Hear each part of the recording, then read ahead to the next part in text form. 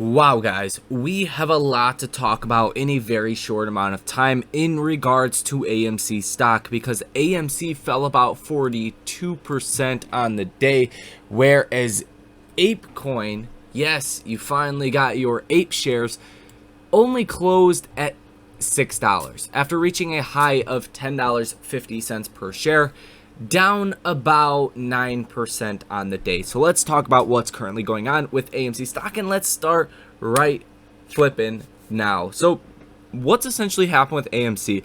Let's just look at the last couple of days in particular. On Friday, you had Ryan Cohen coming out and basically saying that he sold his whole stake of Bed Bath & Beyond, which was not good because just a couple of days, if not a week before that, he was going out, he was buying long for far out the money options, right? Buying very bullish call options with a relatively short time till expiration, and that was seen as a very bullish thing. Well, a lot of people's hopes and dreams were crushed on Friday, and then what happens?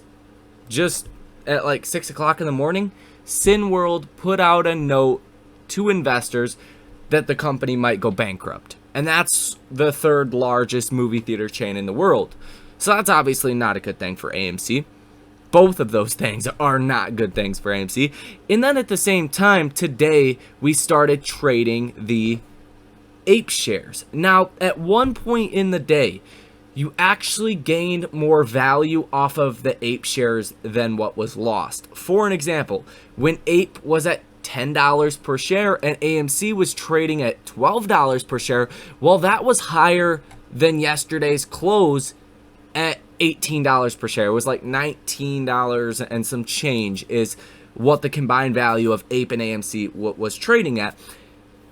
And well, by the end of the day today, that's obviously not the case. The combined value of AMC and Ape is about $16 per one share that you owned as of last week. Hopefully that conversion ratio is making a little bit of sense to you guys.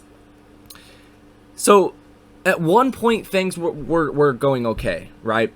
And then you had the short sellers coming in.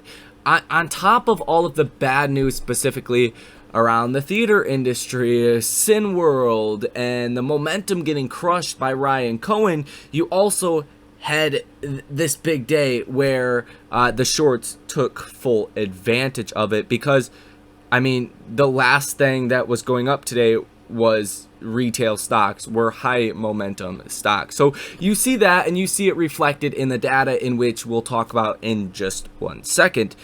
But as far as where my current stance is on AMC, I think if you were someone that missed the last rally where AMC went from $12 to $27, I think this is probably the best buy the dip opportunity. One of the best chances to take a bullish trade on AMC. Now, obviously, you might make money, you might lose money. That's up to you. Come to your own conclusions on all of that. But I think after a stock drops 42% from anything I've ever seen in history, there is a bounce, unless the business does just fully go bankrupt. There's some degree of a bounce. If it's 10% or 100%, who knows, right?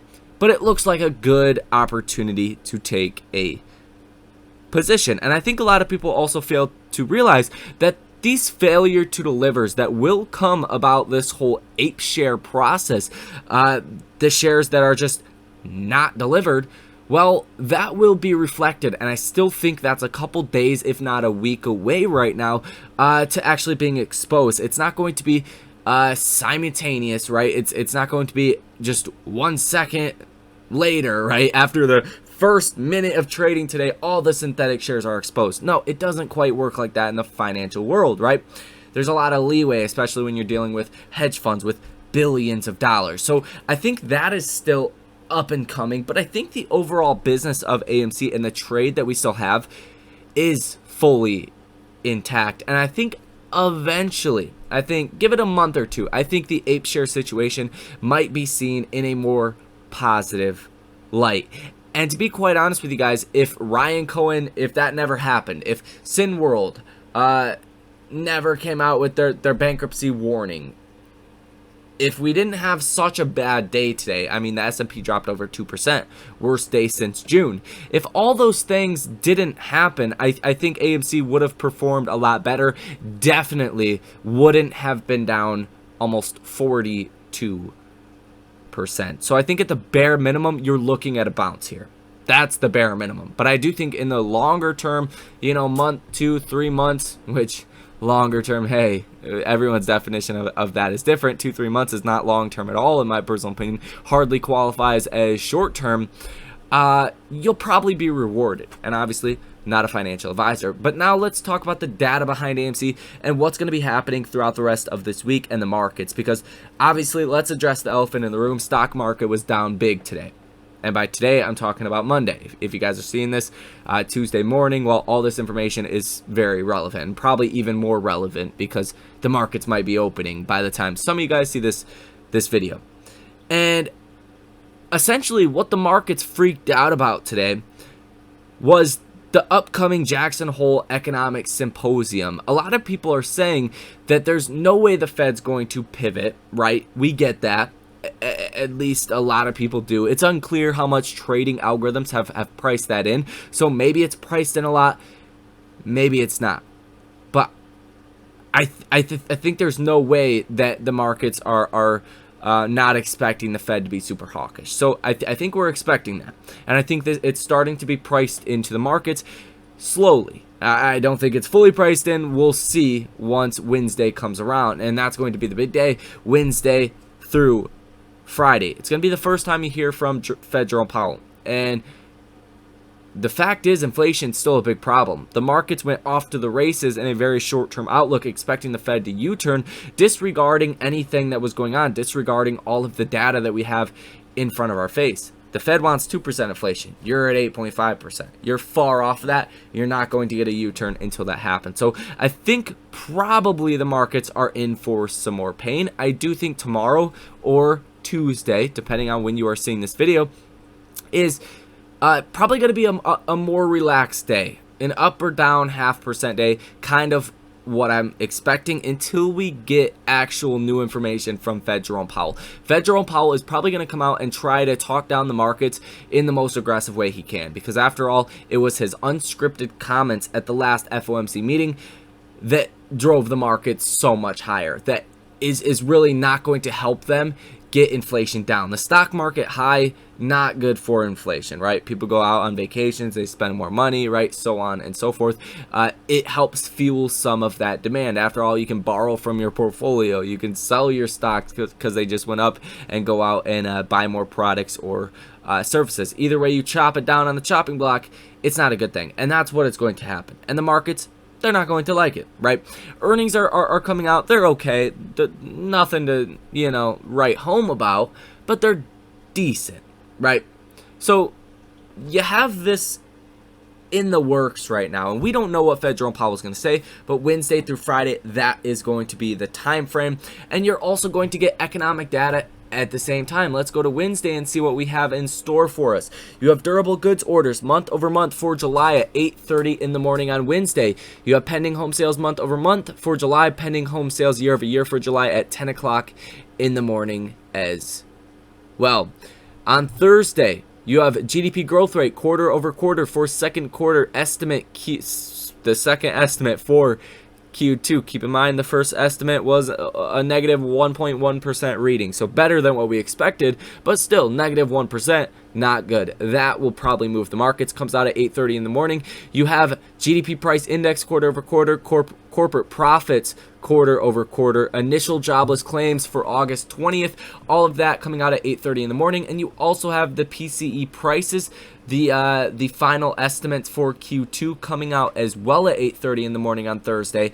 And then on Friday, you have personal income month over month for July, personal spending month over month for July, goods trade balance, advanced July data, wholesale inventories month over month, PCE price index year over year for July, PCE price index month over month for July. You have core PCE month over month, core PCE year over year, Michigan consumer sentiment, the final survey for August, Michigan current conditions, final survey for August. and the Jackson Hole Economic Symposium. So by the time Friday comes around, really, I think Friday is going to be a very eventful day because, one, it's one of the last weekends. Well, really the last weekend until you start trading for the month of September. Monday of next week will be the 29th, Tuesday the 30th, Wednesday the 31st, and then September, guys, is historically one of the worst months in the stock market. September tends to be a very bad month. For one reason or another, it's just not a good month. Historically, does not perform well. So I think you're going to have that cyclical stock market activity, right? People kind of selling off stocks towards the end of this week, especially after we get new information from Powell and new data like the PCE measures of inflation. So be mindful of all of this. At the same time, the more the stock market falls, the better, I guess, the situation is to play the upside or to buy the dip in stock if you did not have the opportunity to do so. Now, let's talk about AMC, and I actually do want to go over some of the hedge trades that I have right now and give you guys an update to how some of those are doing. If you guys want to come get access to all of that information in real time, all the trades that go out, obviously never a recommendation. Come to your own conclusions, do your own due diligence. More so a tool that you can use to kind of get a feel of what direction I'm leaning towards, right? Never copy the trades, but if you want to know what someone is doing that has been trading these markets for the last 5 years, right, actively trading options for a very long time, you can get a feel of that and different strategies. It can be very, very beneficial if you use the tool. And it's only a tool. It's not a one-stop shop. It's a tool. Now, as far as the AMC data that you guys probably want to know, short interest, the dollar amount that is currently sold short is 1.81 billion. Estimated short interest of free float has jumped 10% over the last 7 days, now at 19.5%. Free float out and loan up 17% over the past 7 days at 30.86%. Shares out and loan 159 million. Days to cover 3.38. Cost to borrow 8.73 and 100% share utilization. You're also seeing some very interesting things happening with the cost to borrow numbers. Cost to borrow minimum now at 1%. Yesterday it was at 8%, whereas the cost to borrow max yesterday or Friday, the last trading date, was at 11%, and now it's at 26.5%. Cost to borrow average at 12.65%. Why the cost to borrow max and the cost to borrow average are going up is because when the stock falls 42%, the markets start to expect somewhat of a recovery, right? People don't want to just sell out their stock for lower and lower cost to borrows when there's more volatility. Actually, quite the opposite. When there's a lot of volatility, that's when people actually want a higher interest rate, and that can also help out to squeeze the shorts when you do make that move back to the upside, right? You'll have the cost to borrow working against you, and you'll also have the actual share price of AMC going up as volatility has increased. As far as the option activity for today, 126 orders totaling $16.2 million, positive order value of 16%, so not a particularly bullish day for option activity nonetheless. But now, guys, let's talk about some of these hedges that are currently in play and that are doing their thing right now. So we talked about the UVXY. This is one that I was excited for, but definitely not the one I was most excited for. Currently up about 71.5%, up $650 as the total return. Today really made most of these gains, right? Today's return was $520 alone, with these spreads up about $140, 108%. And with the UVXY $10 calls up about 65%, up about $510. So nonetheless, a good trade. And the reason why I really show that is because I think there's still a lot of opportunity in these trades. And like I said, I want to document this trade for myself more so than anything, and that's really why I'm putting it in these videos. But I do still think there is a lot of potential. I obviously wouldn't copy anything you see here. Don't copy anything. That's a recipe to lose money, and that is your trigger warning or sensor advisory notice. You probably will lose money if you copy these trades. But nonetheless, the Apple trades, the 170 puts, obviously I didn't sell anything today. Honestly, I probably should have, but I still think there's a lot more downside left in the markets, especially after what we hear from Fed Jerome Powell later this week. With the Apple puts up about 74%, up $496.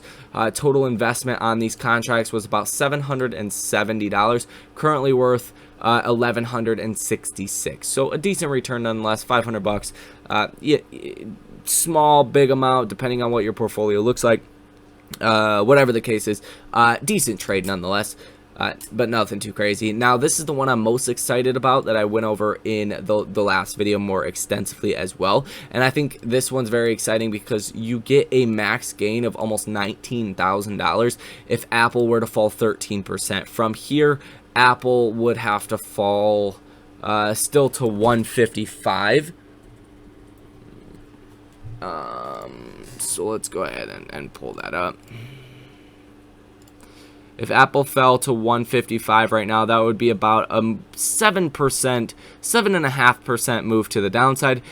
By expiration, you would make $19,000 off of a 28 times 40, like a $1,000 investment, right? So a really good risk to reward potential ratio there. But like I said in the last video, I bought the 155 puts, sold the 150 puts, so it did cost me $28 per contract. Your max gain per contract is $500, right? So your max gain is capped, but it lets you get a higher quality trade with more time for cheaper. So I bought 40 of them, and up about 93%, currently up $1,040 at the time of recording this video, going from $28 per contract to $54 per contract. Now, if you're someone that thinks Apple could still fall 7% by September 16th, well, you could still make 1,000% on this exact trade. Now, obviously, like I said, I would not do that, but nonetheless, if you guys aren't catching my drift yet, I think there is still a lot of downside potentially left for certain stocks like Apple, for the stock market in general. But in regards to AMC, I think the pain can only last so long, and I know people have said that before, but especially after you get big days like today, the pain can only last so long. And I do think the level you really want to watch on a technical basis is $9.70 per share. That's the level in which we bottomed at May 12th, 2022. That was actually the bottom for AMC and a lot of momentum stocks. The overall SPY, S&P, NASDAQ, those indexes continue to trade lower after, you know, May 12th was not the low for the broad markets, but it was the low for AMC. It was the low for a lot of momentum stocks, right? So you want to watch that level around $10, but specifically $9.70 per share. That would be the best spot, I think, to actually get a position, especially if we do hold support around there. But nonetheless, what can I say? The RSI, oversold territory. The MACD looks very oversold. It looks very negative. And I just think it's a good opportunity for a bounce nonetheless. Is the MOAS over? No. Is the MOAS going to happen? Yes. Still, yes, in my personal opinion. Yes, the shorts have to cover. That is literally inevitable. And I mean, when you are an investor in a company, you put your full faith into the leadership of the company as well. And I mean, I don't think they've steered us wrong, besides maybe doing some sketchy sells in which, you know, didn't help anything. Ryan Cohen buys shares of GameStop. AMC, you know, directors, they sell shares, right? That's the biggest fault you could give them. And I mean, there's hundreds of reasons why someone sells stock, right? We can make a whole video on that, right? Divorce, taxes, whatever it is, right? Yeah, but nonetheless, long story short, point I'm trying to make here is I think we're at a very interesting level. And I think if you were bullish on AMC before this big drop, I think I would be even more bullish this time around. And that is what I am, even more bullish now, considering the kind of trades that you could get at a cheaper price. Looks to be a good risk to to reward ratio. So that is going to be it for this video. Hit that like button, subscribe to the channel, source your comments, questions, or concerns down below in the comment section. If you guys want to come join the trading community, link down below in the description of this video. Nonetheless, you guys enjoy the rest of your day, and I will see you in the next one.